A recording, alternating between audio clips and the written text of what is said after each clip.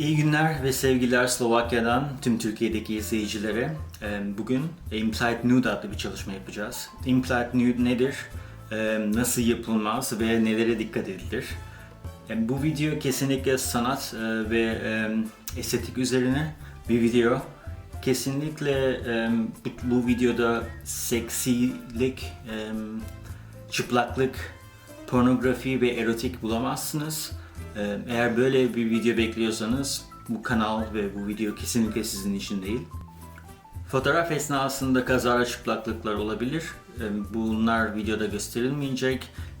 Herhangi bir modelle implied nude çalışması yapıyorsanız ister çıplak olsun, ister model iç çamaşırıyla olsun, pozisyon değiştirirken ve poz verirken kazara o söylenen free kickler ve istenmeyen görüntüler oluşabilir. Bu görüntüleri bu videoda göstermeyeceğiz. Fotoğraflarını asla çekmeyeceğiz. Eğer bu videoyu beğendiyseniz, beğenirseniz benim Patreon kanalıma üye olabilirsiniz. Patreon kanalımın bilgilerini ve linkini altta bilgi kısmında bulabilirsiniz. Orada bu çalışmanın, Implied Nude çalışmasının full halini, başka kamera açılarından görüntülerini ve kamera arkası görüntülerine full şekilde ve HD şekilde ulaşabileceksiniz. Video esnasında, bu çalışma esnasında modelle nasıl iletişime girilir, neler söylenmemeli modele, ne yapılmamalı ve fotoğraf teknikleri, hangi kamerayla çekiyorum, hangi kamerayı kullanıyorum, ne tip settingsler kullanıyorum, bunların hepsini anlatacağım ve fotoğraf örneklerini, çektiğim fotoğrafları da videoda göstereceğim teknik bilgileriyle birlikte. Implied nude, modelin çıplak olmasa bile çıplakmış gibi görünmesi için kendi vücut dilini, pozlarını kullanarak, bacaklarını, saçlarını, kollarını kullanarak gösterilmemesi gereken yerleri kapatmasıdır. Implied nude fotoğraflarda meme ucu, ön bölge, tamamen arkadan poponun görünmesi, poponun ve kalçanın görünmemesi birazcık karışık bir durum. Çünkü bölgesel kalça kabul edilebilir ama tamamen arkadan çekilmiş bir fotoğraf pek implied nude olmayabiliyor. Eğer modeliniz üstsüz olacaksa meme uçlarını kapatan şeyler kullanabilirsiniz. Bunun için bazı ürünler satılıyor internette. Eğer internette bulamazsanız bu ürünleri DIY evde bulabileceğiniz bu tarz hem kağıt hem de yapıştırıcı olan ürünleri kullanabilirsiniz. Bu çok güzel bir şekilde meme ucunu kapatır. Birazcık saçma bir şey çünkü bütün insanların memesi var ama bir şekilde internetten ve başka sebeplerden dolayı meme ucunu kapatınca her şey çözülmüş oluyor. Altın kurallar. Birinci altın kural ve en önemlisi fotoğraf çekimi yapmadan önce bunun konuşma aşamasında modelle her şeyi detayına kadar konuşun. Nasıl çekeceksiniz, neler kullanılacak, neler kullanılmayacak fotoğraf olarak. Modelinizi asla bilgisayar olarak karanlıkta bırakmayın. Modele ne kadar çok bilgi verirseniz, ne yapılacağını adım adım anlatırsanız ve bunu bir program dahilinde yaparsanız model çok daha rahat hissedecektir. Bu erkek olsun, kadın olsun fark etmez. Modele ne yapacağınızı, ne fotoğraflar çekeceğinizi, ne kadar süre alacağını ve nerelerde kullanılacağını bunları birer birer açıklamalısınız. Videoya başlamadan önce modelimi size tanıtmak istiyorum. Bugün Celestina ile birlikte çalışacağız. Celestina Slovak bir designer, Slovak bir tasarımcı. Kendisine soralım.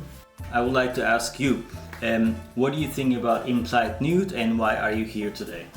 I think that it's so natural to be nude and it's like showing the nudity in an artistic way. I feel comfortable with it. That's awesome. Celestina oldukça hazır görünüyor. Daha fazla uzatmadan fotoğraf çekimine başlayalım.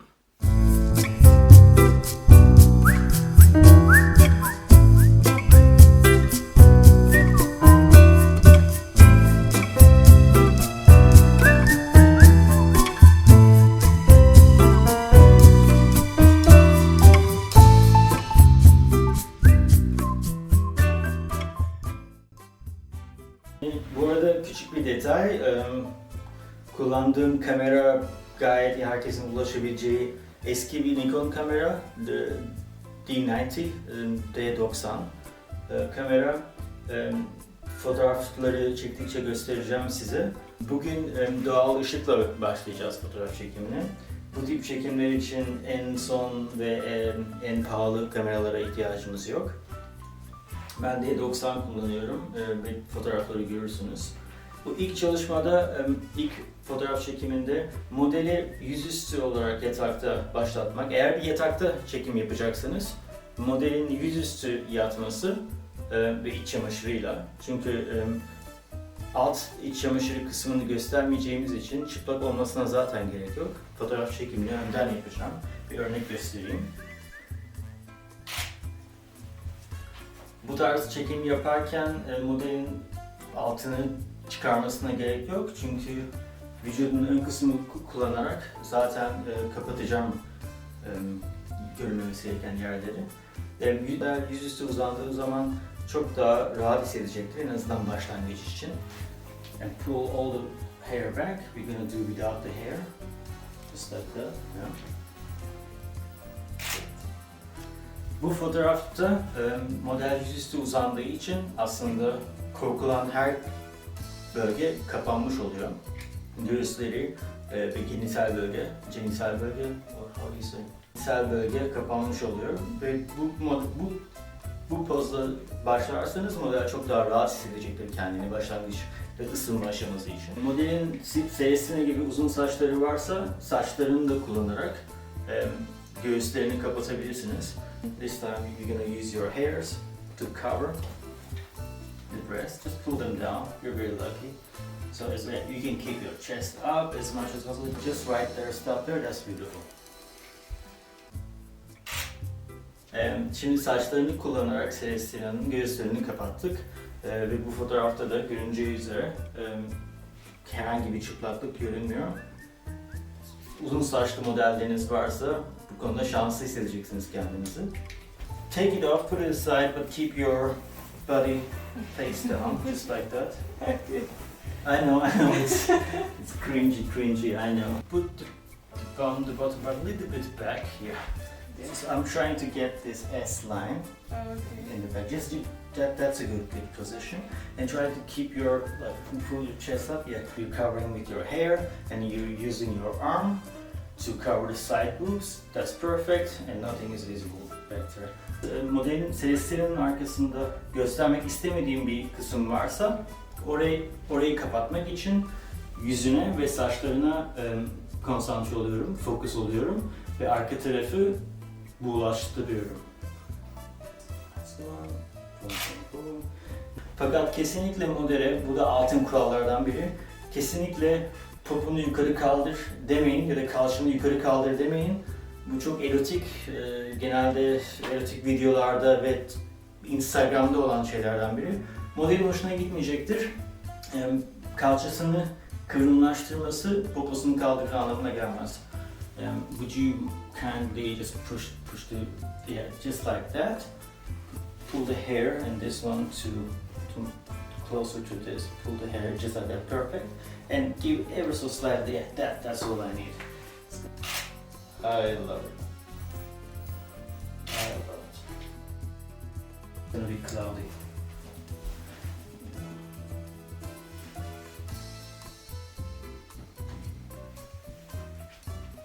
Önemli altın kurallardan bir başkası da bir modelin eğer fotoğrafını çekerken kullanmayacağınız fotoğraflar varsa o pozu çekmenize gerek yok. Profesyonel fotoğrafçı olmak istiyorsanız modelle iletişim kurarken, modelle fotoğraf çekimi yaparken kesinlikle başka ilgi alanlarınız olmamalı. Güzel bir model, bu erkek de olabilir, kadın da olabilir. Cinsel tercihiniz ne olursa olsun fotoğraf çekiminde doktorlar nasılsa, masörler nasılsa sizin de o şekilde iletişim kurmanız gerekir. Modelin kalçası, ayakları, saçları güzel olabilir. Siz oranın fotoğrafını çekip sonra kullanmayacaksanız çekmenize de gerek yok. Fotoğrafçılar, profesyonel fotoğrafçılar kendilerini genç bir kızla ya da bir modelle eğlendirmemeli.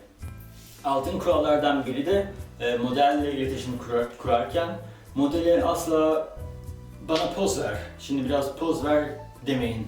Söyleyebileceğiniz en kötü şeydir modelinize. Çünkü insan doğası gereği modeller ve her insan kendini gergin hissedecektir. Birine poz ver derseniz donmuş kedi gibi mi denirdi?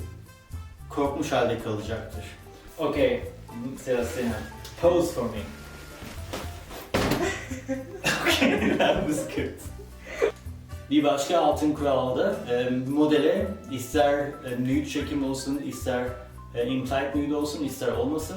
Asla çok seksisin, güzelim, yani kızlara söyleyeceğiniz ya da Tinder'daki insanlara söyleyeceğiniz şeyleri modellere söylemeyin asla.